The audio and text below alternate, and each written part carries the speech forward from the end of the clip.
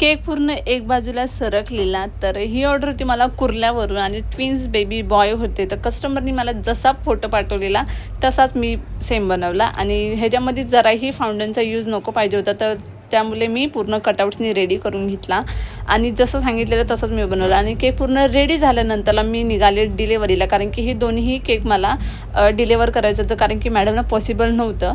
तर मी म्हटलं हां ठीक आहे मी करेन. आणि नंतरला मी डिलेवरीला गेल्यानंतरला स्टेशनला पोचल्यानंतरला मी एकदा ओपन करून बघितले तर एक केक पूर्ण सरकलेला आणि मला खूप टेन्शन होतं. आणि कस्टमर डायरेक्ट स्टेजवरती जाऊन केक ओपन करणार होते.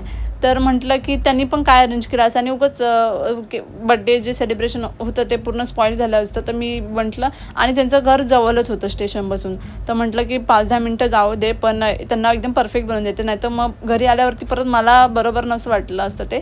तर जे कटआउट्स होते पूर्ण ते मी पूर्ण जिथे जिथे डॅमेज झालेले आहे तिथे तिथे ते पूर्ण कवर करून घेतलं आणि मॅडमना दाखवलं. तर मॅडम बोलले ठीक आहे परफेक्ट आहे. तर मी तिथून निघाले आणि जे मुलूंचे कस्टमर होते त्यांचे कॉलवर कॉल होते की कधी येऊ मी घ्यायला केक. तर मी म्हटलं की 7:45 या, केक रेडी आहे, फक्त मला द्यायचा होता. तर त्यांना बॉल्स वगैरे लावून मी दिले. आणि हा होता तिसरा केक जो की बटरफ्लाय स्टँड केक होता. तर मी हा केक तुमच्याजवळ उद्या नक्की शेअर करेल, तर तुम्ही नक्की बघा. And thank you for watching. Bye.